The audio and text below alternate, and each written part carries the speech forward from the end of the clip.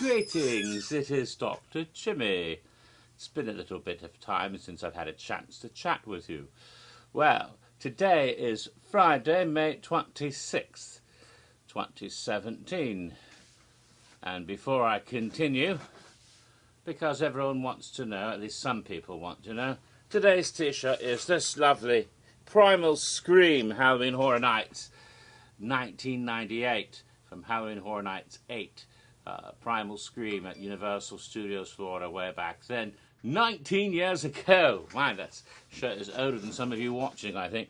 Well, it says something on the back. I survived Halloween Horror Nights 8, but I don't feel like turning around. You'll have to take my word for it then. Anyway, 1 week ago, on Friday the 19th, it finally happened. We got the announcement we've been waiting for.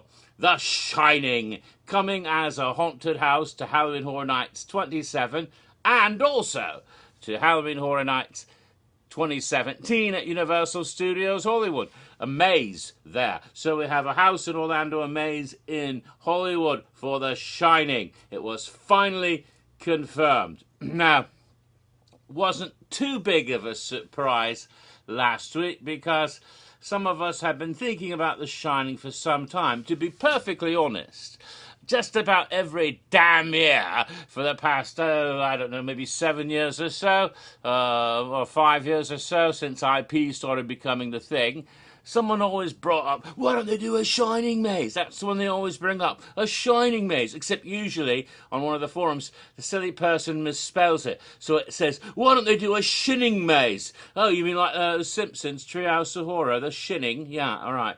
But they... But and of course, someone always says they can't do the Shining maze. They can't do the Shining as a haunted house because it's Stephen King, and Stephen King famously does not want any of his properties used for horror nights or any other haunted attractions. He doesn't like that, and that's been a problem for years and years. And of course, lots of people, including people at Universal, been hoping to do some Stephen King properties over the years, and have always been perplexed at trying to negotiate some sort of deal. Well, so there's always been talk, and even earlier this year, as early as January, there was talk again, maybe they could do The Shining. And I was walking one morning, I take my morning walks, and it suddenly hit me. Maybe this could be the year. The Shining is one property that might do it, because this was a film that was made by Stanley Kubrick early in Stephen King's career. He only had a couple books out, and they made this big movie, and it was before King became so powerful that he could control all the rights when he signs them off to make a movie, you see. So I thought it's entirely possible the rights to the movie are not with King, especially since notoriously he doesn't like this one very much. And the rights might be with the Kubrick estate and with Warner Brothers entirely. It's possible they could circumvent King altogether and get this property so long as they don't use his name. I thought about that. I thought, damn. You know, I think this might just be. And I started pondering recent clues at that time back in January. For example, a code word here in Orlando had been checkmate.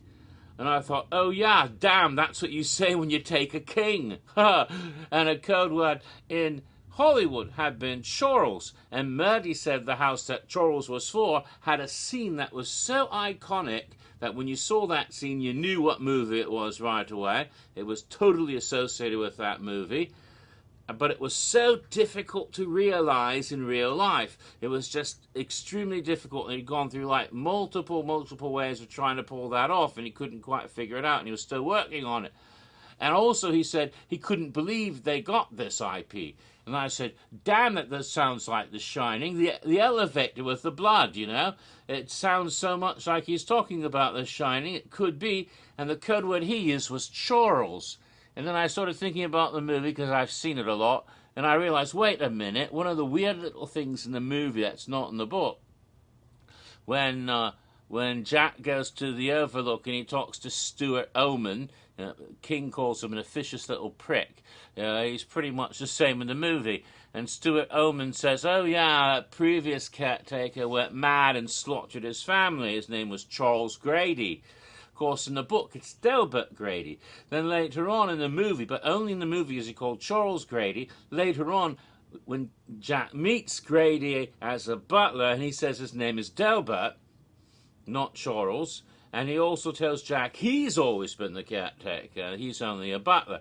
But the idea then, the name Charles is inconsistent with the book. It's only in the movie for that character. So I thought that might be a good clue to identify The Shining, the film, as opposed to the book. And I thought, it could be. All of these things seem to fit. So I thought, yeah, and I posted about that Horror Nightmares, and soon other people were picking it up as well, and it became a big rumour speculation. And so we thought The Shining might really happen. And the more we thought, the more indications seemed to be it might really be happening. And I started hearing more rumours, people claiming they've heard this from sources. I don't know, I don't get sources anymore. This was all just guesswork on my part, a little bit of deduction based on Murdy and Aiello's clue words. Actually, it was Patrick's clue word, wasn't it? I don't know whose clue word it was. Whoever came up with clue words rather the code words. They're not meant to be clues. They're not meant to be clues at all. The code words they used to try to keep you from figuring it out. So maybe checkmate's too obvious. Might be something else. And maybe it was just a coincidence that was lucky for me.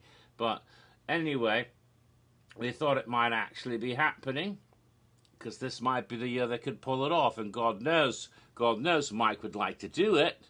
I'm sure Murdy'd like to do it. It was like, damn, this is something he probably wanted to do for a long time if they could pull it off. And it certainly lends itself to a haunted house since it takes place in a hotel. It just lends itself perfectly. Well, all of the speculation came to an end several weeks ago, maybe about a month ago.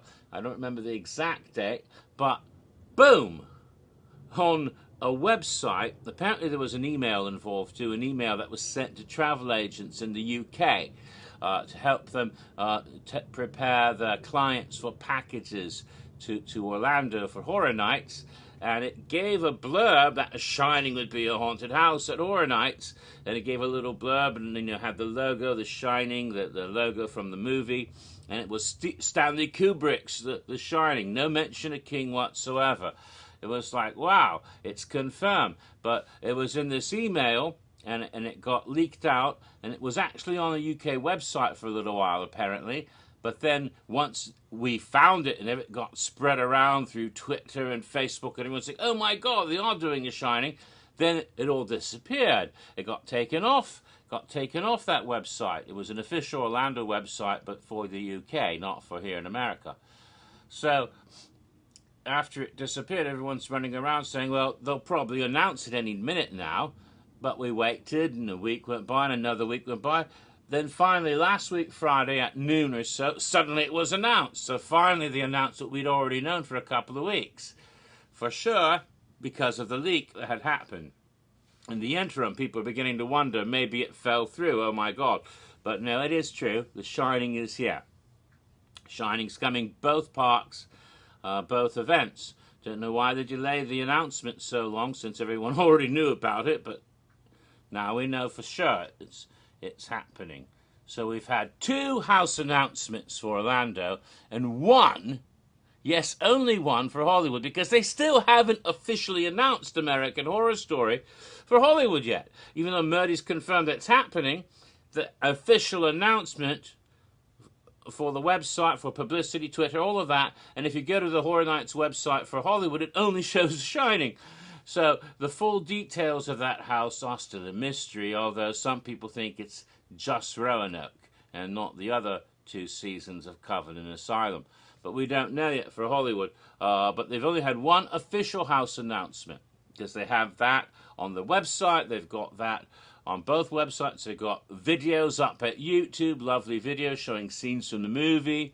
You see Jack chasing you with an axe. You see him coming through the door. Hello.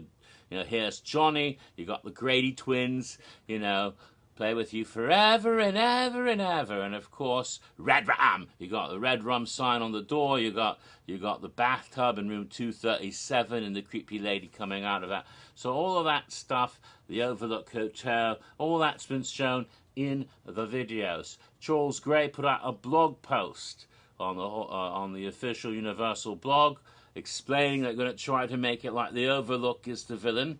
And the guests going through the house will feel like they're a person with the shine.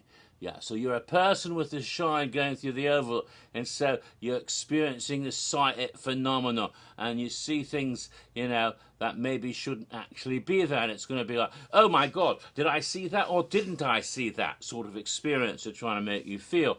I think that means that the guy in the dog suit blowing the older billionaire in that one scene will be one of those, quick, you see it, you don't see it because it's a bit naughty. I mean, it is fellatio. Just like, remember the addiction demon American Horror Story last year, with the big power drill penis. We saw that for half a second and it's gone because, it's a bit naughty. So it's something, flash, there it is, no, it's gone. So I think they might do that with the guy dressed like a dog blowing the other guy at the New Year's Eve party. Although there's always some controversy about whether it's a dog or a bear. Some people think it's a bear costume. It looks more like a bear than a dog, but the ears are a little floppy. And also in the book, it's clearly a dog. But it's a weird, creepy moment. You might experience that. So hopefully we'll feel like Danny with the shine going through the house. I say hopefully we'll feel like Danny with the shine and not like, say, Dick Halloran, who also had the shine, because if you feel like Dick Halloran going through the house, well, you're just axing for trouble. Oh dear. Yes, Danny. Let's go with Danny. Yes, exactly. So, and what the maze in Hollywood will probably be a bit different than the one in Orlando, because usually they make some variations emphasizing different characters and scenarios, because, each park is its own thing. I don't think they've ever had two mazes that are the same property that were absolute duplicates of each other. Usually have their own, because they have their own groups making it up, but based on the same property, which would make it really cool if you're one of those rich people who can fly back and forth bi-coastally and do both at the events. Unfortunately, I can't. I'm not poor, but I haven't been able to get it up. No, I don't mean that. Haven't been able to get up the money and the opportunity and the time to go flying around the world and doing all the different horror nights. If I did, I'd be doing all 4 of them every year. But to date, I've only done Orlando, and it'll probably continue for a while at least. But someday, maybe, I can do Hollywood as well as Orlando, and maybe even Japan and Singapore. Singapore I'd love to do someday. It looks so beautiful in all the pictures I've seen of their events. But getting back to The Shining. So, The Shining will be strictly based on the motion picture, as I had correctly surmised back in January. In order to pull this off, they have to leave King's name off it entirely. King does not like to be involved in horror attractions. Also, doesn't like this film at all. Therefore, it's quite, I don't think it was much of a problem for her to say, because he pretty much disowned the film anyway. Just take my name off it. Don't mention Stephen King once. And in none of the promotional material that's come out, none of the Facebook, Twitter, YouTube, the blogs, the press announcement, there was a press announcement recently, all of that stuff, the words Stephen King are conspicuously not there. He doesn't want that association. Stanley Kubrick's name comes up quite a bit. And there's some controversy over the years about the movie. As I said, King doesn't like this movie. Now, my opinion, this may be the best adaptation of Stephen King, or the best film adapted from his work. Not the best adaptation of King. It's not the best, translation of his work from book to screen. But it's the best film based on Stephen King that's ever been made. Because as a film, it's spectacular. It's a great movie. Now, this might be controversial because King fans might side with Stephen King. They don't like this movie. Fine. that's a matter of loyalty. I like Stephen King, but I'm not necessarily religiously loyal to him. And I believe there's room for interpretation. But movies based on Stephen King run a gamut from pure crap. I mean, you got rubbish like, what the hell, Children of the Corn Part 6, 7, 8, 9, God knows how many more. And it was just a tiny little short story, and even the first movie kind of extrapolated too much, and it just kept going and going. More and more Children of the Corn movies got nothing to do with the story, and they're all crap. You got Mangler Part 1, 2, 3, God knows how many of those. You know, sometimes they come back. It's been done 2 or 3 times. It's like, good God, what you can get out of a little short story and then take it. Lawnmower Man, they just take the title. They don't even do the book. They just make a crazy, stupid piece of shit movie. King didn't like that. He actually sued to get his name off that one. That's when he actually sued to get his name off. Doesn't do that very often. Not even to The Shining. But it's like, God, he just, there's so much crap. Then you have, you know, decent King adaptations, you know, workaday ones that are not bad, and they, you know, they punch along like a good boxer. They make the rounds. You've got Christine and Cujo. I know a lot of people want to put Christine higher up. It's okay. I don't quite put it as high up as some others do. It's John Carpenter, not his best movie, but a good one. You've got Cujo. You've got things like that. You've got some other crap. One of the worst is also, but you have those that are bad but good. You know, like the one he wrote the screenplay for, but didn't actually, not based on his book. What's that? Sleepwalkers with the cats. It's hysterical. I mean, it's good because it's camp, and you know, otherwise it's crap, but it's camp. Same thing with Maximum Overdrive, the one he directed himself. And he knows that one's shit, and he's even admitted it's a piece of shit, but it's still fun. And it's right, it's fun. It's fun, campy movie. So those are okay as camp value. But when it comes to, you know, really good ones, then you get to the really good Stephen King movies like Stand By Me and what's the other one? Misery, Shawshank Redemption.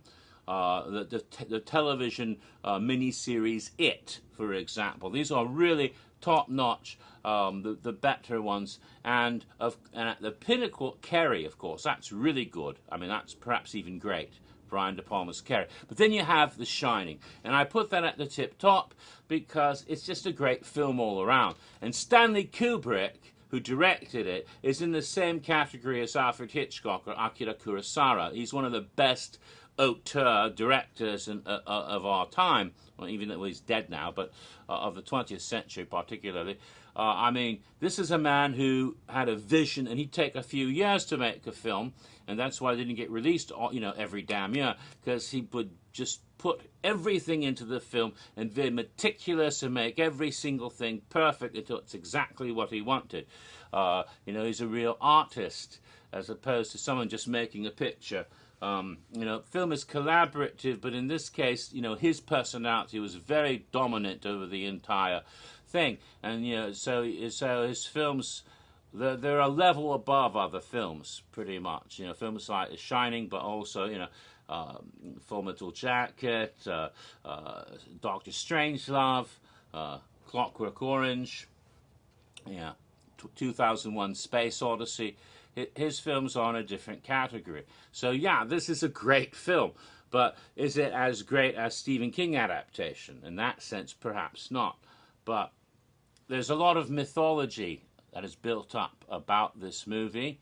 I'll get to some of that when I make my cocktail video. But there's also myths about this, and some of it is like, why doesn't Stephen King like it? And one argument is, oh, because you telegraphed that Jack's crazy from the beginning. I don't think that's necessarily true. I think in watching the movie, it's not, and the book too, in the book, Jack is a bastard. He fucking abused and broke his kid's arm. He's an alcoholic. When he gets drunk, he becomes a homicidal lunatic anyway. He beat a kid up at the school. This is long before he ever got anywhere near the Overlook Hotel. Okay, the penchant for violent rage is already there inside him. And all it takes, look, then demon comes out and he beats up a kid, his own kid, as well as the kid at the school he was working for, crashes cars, does all kinds of awful shit. Then he realized, you know, in the book, he's driving the car drunk, and then he sees a tricycle on the road. He didn't actually hit someone, but the tricycle is there, and it freaks him out. I think it's either tricycle or bicycle, and he realizes the possibilities, and he throws away his drinks, and he stops drinking. Goes on the wagon. So he's a good man because he's on the wagon, but the potential for evil's been there all along. Plus, his father been an abusive bastard, and he carries that seed with him. So it's in the book. Don't say Kubrick made up, you know. Oh, yeah, you see Jack Nicholson, oh my God, he's already a lunatic. No, that seed has always been there in Jack Torrance. And some of the other version, the TV version, it's like Prince Charming. No. There's a darkness in Jack Torrance from day one. Also, you watch The Shining now. If you watched it in 1980 like I did when I was a kid, the first time, you don't have, I mean, the only thing you can remember was One Flew Over the Cuckoo's Nest. He was a bit nutty in that one. But for the most part, Jack Nicholson hadn't done those movies that you're thinking of now. So you see Jack Nicholson in the eyebrows, and the first thing you think of is the Joker, or you think of, Witches of Eastwick, where he's the devil, or Wolf, where he's a werewolf, or all these other movies you associate him with.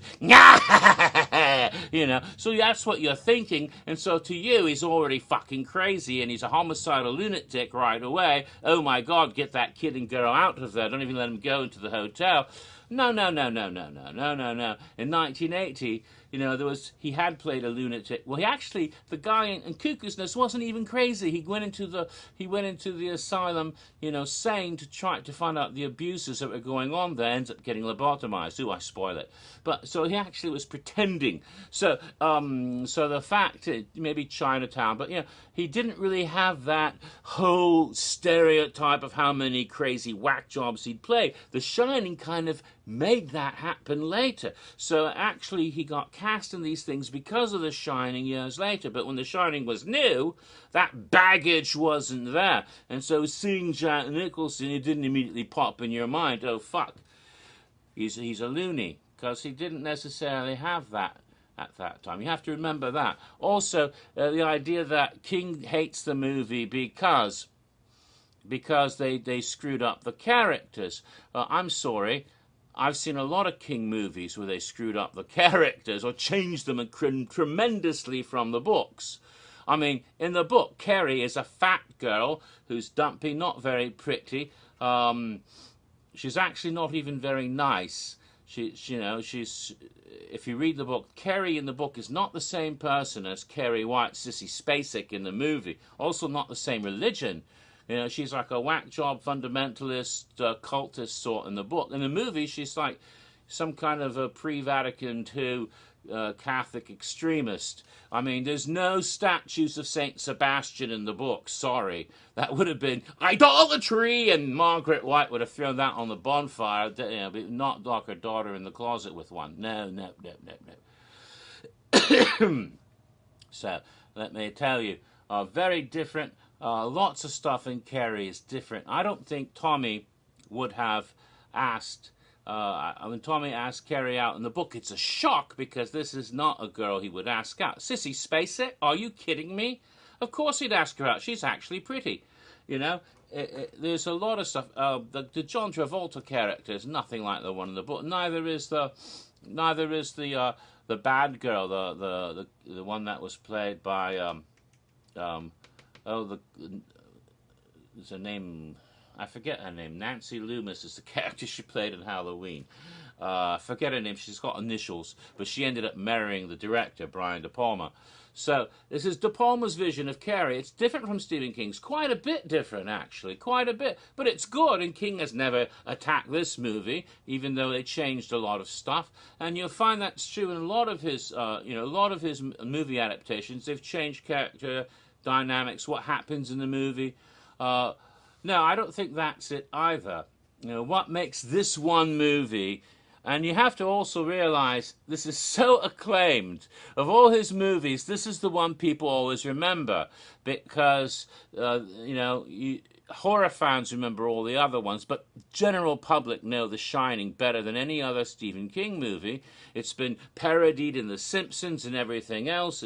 Here's Johnny, as you know, the lines in the movie, all work, no play, make Jack a doughboy, Red Rum. These have gotten into the common vernacular to such an extent because the movie is great, and so it's become a part of our collective consciousness in a way some of the other movies haven't quite got there.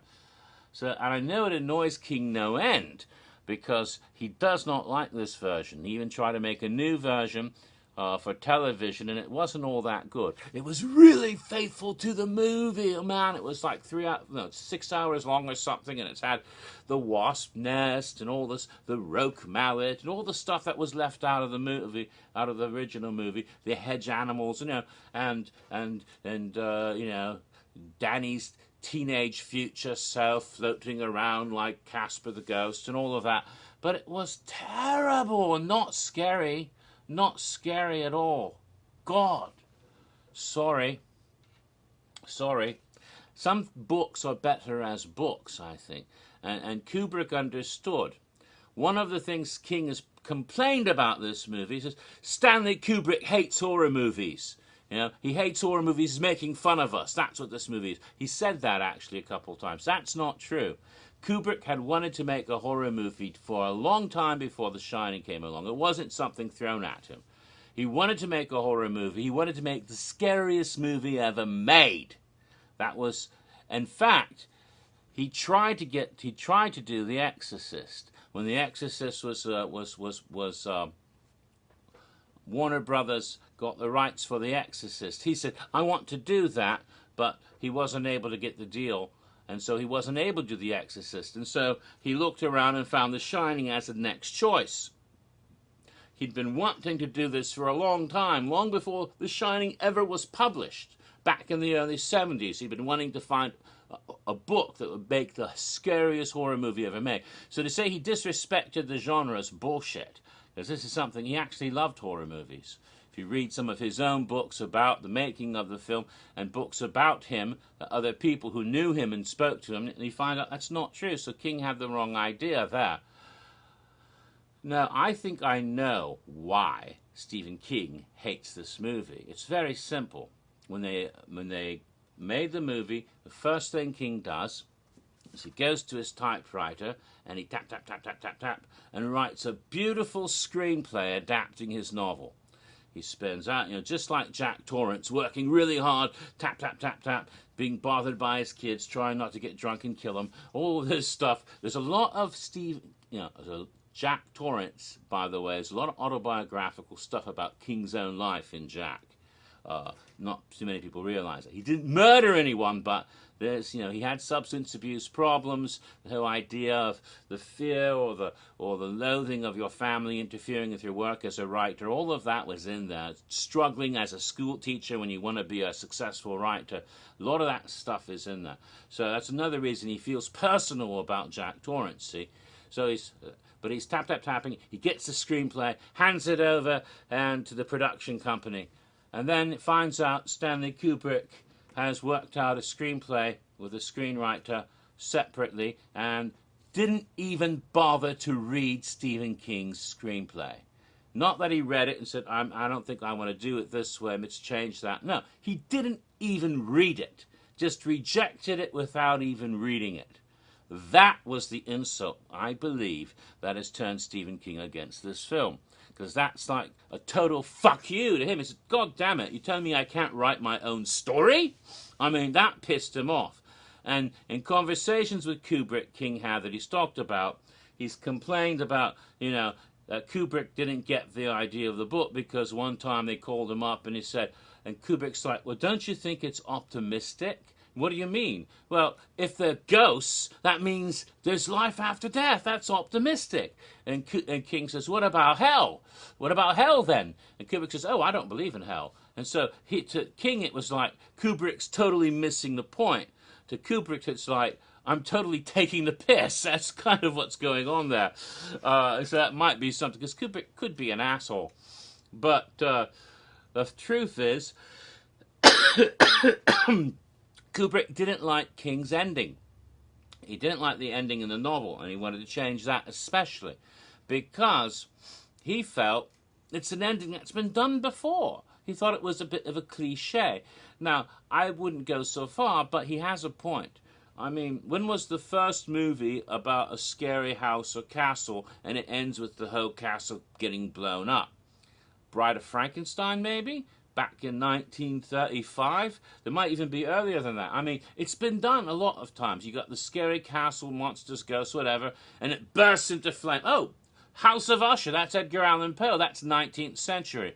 You know, the place falls down, collapses, is destroyed at the end, and the survivors barely get out alive. That's done. It's a cliche. It's an archetype. I don't know what you might call it, but King used that in the book. The Overlook goes boom, and then the survivors get out, but Overlook goes boom. And Kubrick said, no, we're not going to do Overlook goes boom. In my movie, I'm going to have the hotel intact, and it might be there for someone else later. The evil continues, although Danny and Wendy survive. So that, I think, is part of it, why he couldn't use King's screenplay, but also he just, Kubrick dissed Stephen King. He's, you're not really a great writer, is sort of what King thought he was saying to him. And so King feels personally dissed and insulted and attacked, so naturally he's going to hate this movie. I think that's the reason why he's never liked this movie. And I think there's legitimate reasons personally for him. But for those of us who aren't Stephen King, god damn, it's a scary fucking movie.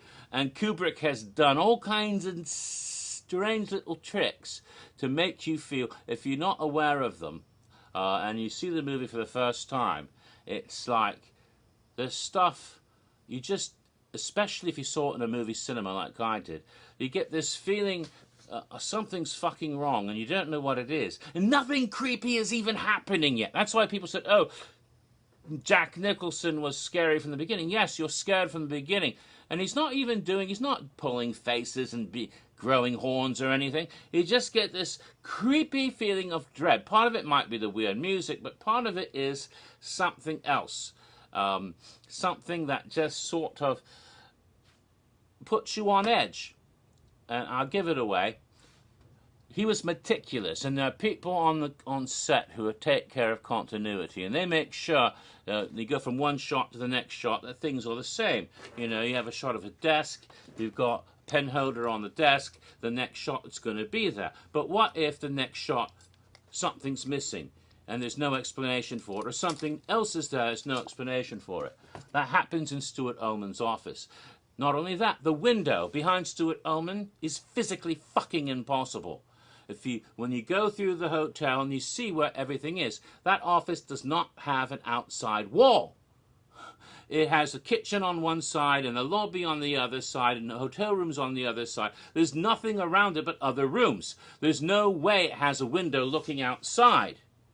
That's impossible. The very fact that you might not be aware of that when you're watching the movie, subconsciously you are. And that window, this existence, puts you on unease. There's things in the movie that move around in the hotel.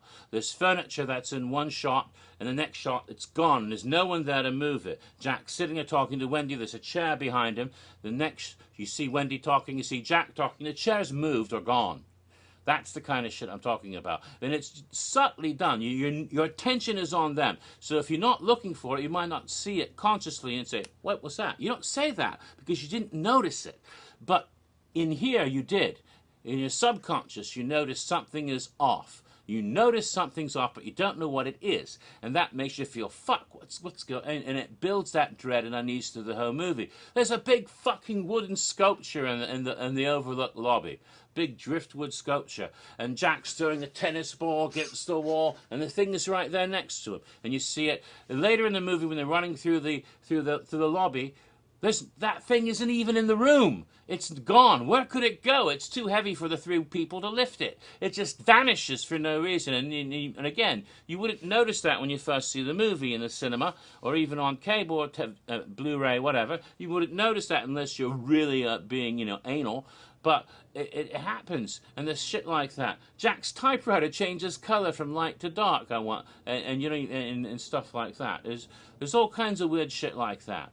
In fact, there's some really subtle stuff, so subtle that you have to go back and look, and then you realize when they bring in the luggage at the beginning, when they first go to the hotel, Danny's big wheel is in their luggage, right?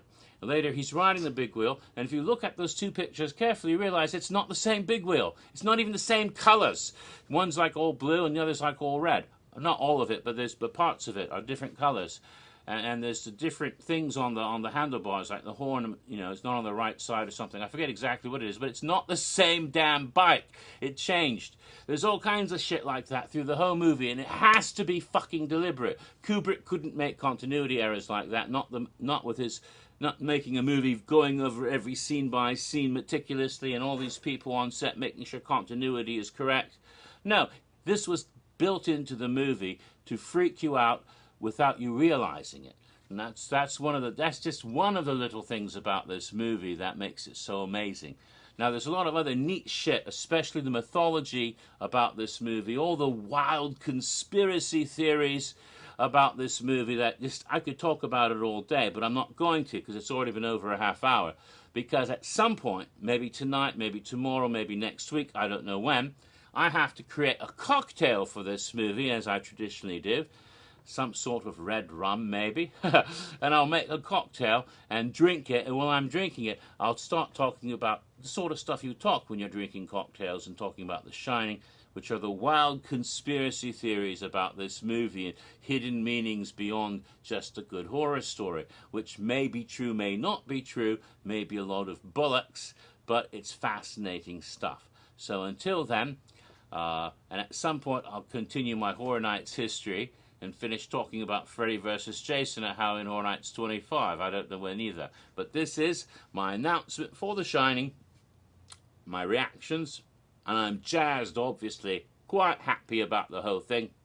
One of my favourite films, and I'm very excited to see it as a haunted house. There's so much potential.